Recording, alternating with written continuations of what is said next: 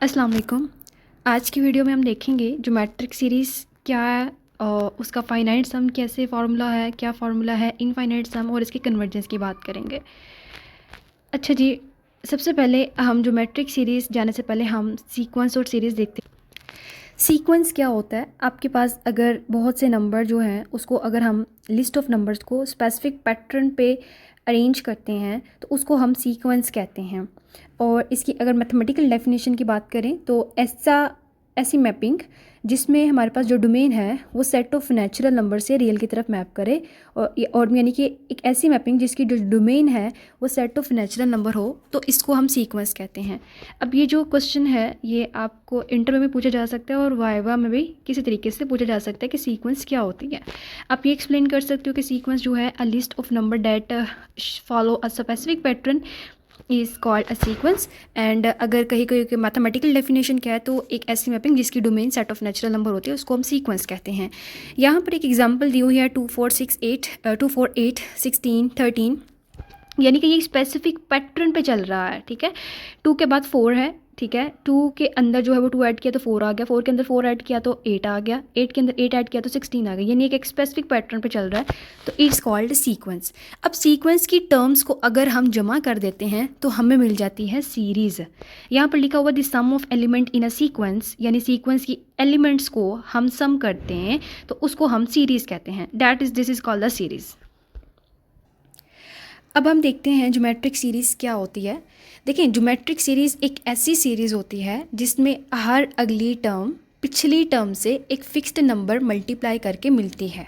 ठीक है, अब देखें जैसे सपोज़ कि अगर मेरे पास ए जो है वो फर्स्ट टर्म है तो मुझे एक सेकंड टर्म लेके आनी है। तो सेकंड टर्म कैसे लेके आते हैं?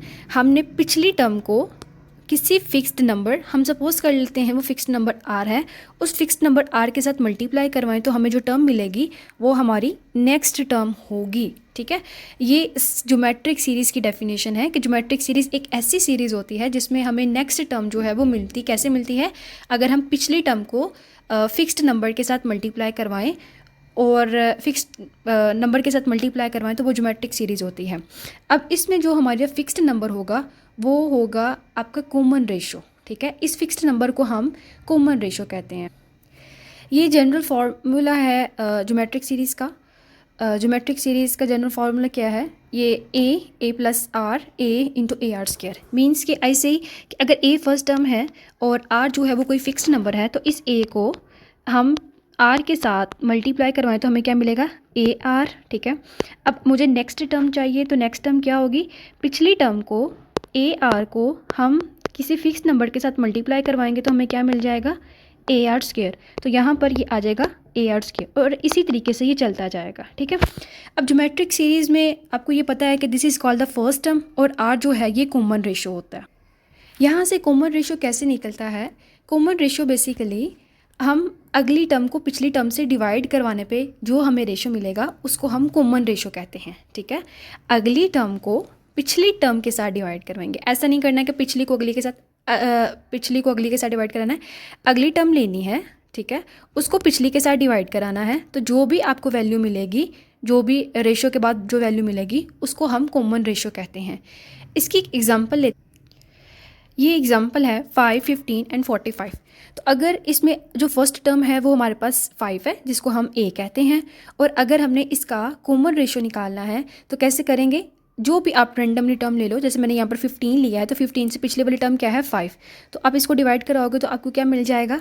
3। इसी तरीके से आप अगर 45 लेते हो तो 45 से पिछली वाली वैल्यूज़ क्या होगी? 15। तो 15 को 45 डिवाइड 15 होगा तो ये आपको क्या मिलेगा? 3। यानी कि आप कहीं पर भी चले जाओ तो आप को अगर आपने कॉमन रेशो निकालना है तो आपको जस्ट उस टर्म को पकड़ना है। ठीक है, उस टर्म को डिवाइड कराना है पिछली टर्म के साथ, तो आपको कॉमन रेशो मिल जाएगा। अब हम नेक्स्ट आते हैं फाइनाइट ज्योमेट्रिक सीरीज़ की तरफ। तो चूंकि कोई भी सीरीज़ जो है वो एक तो या तो फाइनाइट होती है और एक जो है वो इनफाइनाइट हो सकती है। फाइनाइट ज्योमेट्रिक सीरीज़ की बात करें तो फाइनाइट ज्योमेट्रिक सीरीज़ वो होती है जो एक ख़ास नंबर ऑफ टर्म्स के बाद ख़त्म हो जाती है, यानी कि कुछ स्पेसिफिक टर्म्स चलती हैं। ठीक है, जैसे 2 2 + 2। अब सपोज़ कर लो ये क्या है? ये क्या है? अगर मैं पूछूं 2+2+2 ये क्या है? ये एक सीरीज़ है। और अगर मैं ये पूछूं कि ये सीरीज़ कैसी है, तो ये सीरीज़ जो है वो आपकी ज्योमेट्रिक रेशो भी बन सकती, ज्योमेट्रिक सीरीज़ भी है, बिकॉज आप कोई से भी दो कंसेक्टिव टर्म्स लो, उनका जो रेशो है वो आपके पास क्या आएगा? 1 आएगा, ठीक है, यानी कि रेशो सेम होगा। यानी कि फाइनाइट ज्योमेट्रिक सीरीज़ में नंबर ऑफ़ टर्म्स की तादाद होती है वो फिक्स्ड होती है। हो सकता है वो 10 हो, 100 हो, 500 हो, यानी कि फिक्स तादाद होगी, तो उस सीरीज़ को हम फाइनाइट ज्योमेट्रिक सीरीज़ कहते हैं। अब फाइनाइट ज्योमेट्रिक सीरीज़ में यहाँ पर इसकी डेफिनेशन भी लिखी हुई है, यू कैन रीड कि a finite series stop after a specific number of terms is called finite series. Finite series को बेसिकली हम एन के साथ, SN के साथ रिप्रेजेंट करेंगे। टेक्स्ट बुक में हो सकता है कि कोई और नोटेशन भी यूज़ हो, लेकिन जनरली हम SN के साथ रिप्रेजेंट कर रहे हैं। अब यहाँ पर 2 फार्मूले लिखे हुए हैं। अगर हमारे पास ज्योमेट्रिक सीरीज़ फाइनाइट है तो उसको हम जमा कर सकते हैं 2 फार्मूले के थ्रू। हम कोई एक फार्मूला यूज़ करेंगे। इसमें लिखा है कि अगर हमारे पास रेशो जो है वो बड़ा है 1 से, तो उसके लिए हम ये वाला फार्मूला यूज़ करेंगे, a into r⁻n−1 divided by r−1। अगर ज्योमेट्रिक रेशो जो है वो 1 से छोटा है तो इस केस में ये वाला फार्मूला यूज़ होगा, SN a1−r⁻n divided by 1−r। लेकिन मेरा एक क्वेश्चन है, आप लोग भी बहुत से कंफ्यूज हो गए कि अगर ये डिफरेंट फार्मूले हैं, लेकिन अगर हम इसमें से इस सम ऑफ सीरीज़ को निकालते हैं तो इसमें से अगर हम माइनस कॉमन लेते हैं तो दोबारा हमें ये टर्म मिल जाती है, ठीक है। तो दोनों में फ़र्क क्या हुआ? दोनों तो एक जैसी टर्म्स हैं, तो दोनों मैथमेटिकली एक जैसी ही टर्म्स होती हैं, लेकिन जिस सिर्फ नेगेटिव साइंस को अवॉइड करने के लिए हम 2 केसेस ले लेते हैं कि अगर हमारा r पॉजिटिव है तो r को पॉजिटिव रखते हैं, और अगर r जो है वो नेगेटिव है तो उसके साथ हम नेगेटिव का साइन लगा देते हैं। ये आप देख सकते हैं, बेसिकली ये मैथमेटिकल आइडेंटिटी सेम होती है, लेकिन सिर्फ माइनस जो है वो क्योंकि जब r की वैल्यू जो है वो लेस देन 1 होती है तो माइनस के साइन से अवॉइड करने के लिए हम जो है वो 1-r यूज़ करते हैं रेदर देन r-1, ठीक है। ये यहाँ पर एक्सप्लेन किया हुआ है कि SN हमने एक लिया Rn⁻n, अगर हम इसमें से माइनस कॉमन लेते हैं तो हमें यानी कि दोबारा जो है वो दूसरा एक फार्मूला मिल जाता है। दोनों बेसिकली सेम होते हैं, लेकिन सिर्फ माइनस की साइन गलती ना हो तो उसके लिए हम अलग अलग फार्मूले जो हैं वो बताते हैं कि जब हमारा r जो है वो पॉजिटिव होगा तो r के साथ पॉजिटिव ही रहेगा और दरमियान में माइनस होगा, लेकिन जब r जो है वो नेगेटिव होगा तो r के साथ जो है वो हम नेगेटिव का साइन लगा देंगे ताकि बाद में माइनस माइनस प्लस हो। अब हम मूव करते हैं, अगर हमारी सीरीज़ जो है वो इनफाइनाइट होती है तो उसका सम क्या हम कर सकते हैं कि नहीं कर सकते? जी ऑब्वियसली हम सम कर सकते हैं, लेकिन कुछ कंडीशन के तहत। देखें, फॉर एग्ज़ाम्पल मैं आपसे एक क्वेश्चन पूछती हूँ कि अगर मेरे पास जो, जैसे मेरा सम है 1 था, फिर 0.5 हुआ, फिर 0.3 हुआ, ठीक है। अब आहिस्ता आहिस्ता जो है वो नंबर ऑफ़ टर्म्स जो हैं वो छोटी होती जा रही हैं और ये इनफाइनाइट तक चल रही हैं, ठीक है। तो क्या इनका जो जमा है वो जमा हो सकता है? तो ये हम डिस्कस करते हैं कि किन सीरीज़ का जो सम है वो हम कर सकते हैं और किन सीरीज़ का सम नहीं कर सकते।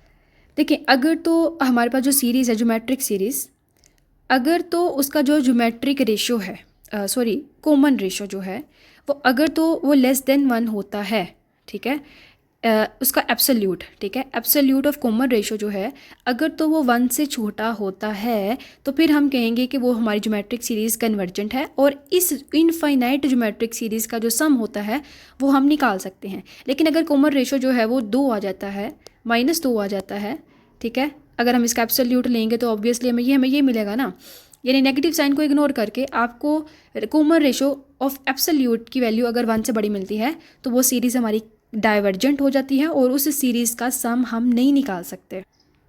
Here is this I explain कि a geometric series converge if this term get progressly smaller and shrink towards zero, कि एक ऐसी टर्म जो छोटी होती जा रही है और वो ज़ीरो की तरफ अप्रोच करती है, तो वो जो सीरीज़ ज्योमेट्रिक सीरीज़ होती है। और इसको पहचान कैसे सकते हैं? अगर उसका जो कॉमन रेशो है उस कॉमन रेशो का एब्सोल्यूट लें और उसकी वैल्यू 1 से छोटी होती है तो वो सीरीज़ ज्योमेट्रिक सीरीज़ कन्वर्जेंट होगी। और उस ज्योमेट्रिक सीरीज़ का जो सम है, सम निकालने का फॉर्मूला होगा वो होगा S इन्फिनिटी। S इन्फिनिटी का मतलब यहाँ पर है आप जो सम कर रहे हो ना सीरीज़ का वो इनफाइनाइट सीरीज़ है। अगर आप सम करते हो 5 सीरीज़ का, ठीक है, आपके पास चलें ये ले लेते हैं, कोई ऐसी सीरीज़ लेते हैं जो फाइनाइट हो, ठीक है, 1 + 2 3 + 4 + 5, ठीक है, ये मेरे पास एक सीरीज़ है, इस सीरीज़ के अंदर 5 एलिमेंट हैं, तो इसको मैंने सम करना है, तो मैं यहाँ पर लिखूँगी S5 इज़ इक्वल टू जो भी हमारे पास फार्मूला होगा, ठीक है। और अगर हमारे पास सीरीज़ जो है वो इनफाइनाइट होती है तो उसकी वजह से हमने S इन्फिनिटी लिखा। ए हमारे पास यहाँ पर उस सीरीज़ की पहली टर्म है, 1 माइनस आर, और आर यहाँ पर कॉमन रेशो है।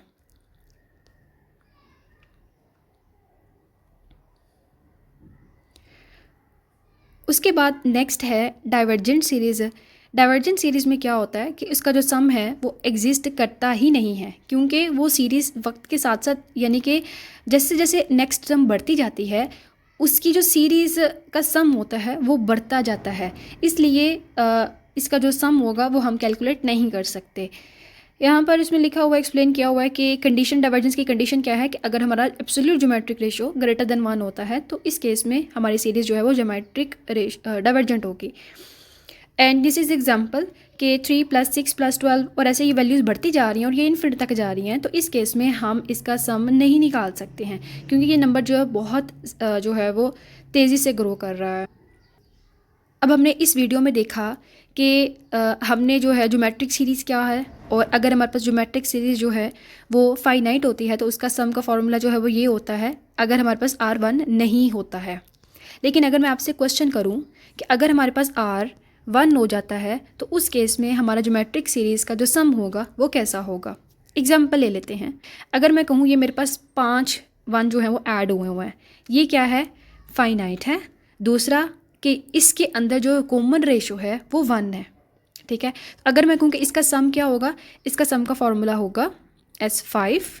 हमारे पास टोटल टर्म्स कितनी है, 5, उसको हम मल्टीप्लाई करवाएंगे किसके साथ, उस टर्म के साथ, 1 के साथ, तो हमें उसका सम क्या मिल जाएगा, 5। यानी कि अगर हमारे पास कॉमन रेशो 1 होता है तो इसका फॉर्मूला होगा Sn is equal to n, और वो जो हमारे पास टर्म होगी जो सम हो रही है वो 2 हो सकती है, 3 हो सकती है, कुछ भी हो सकती है।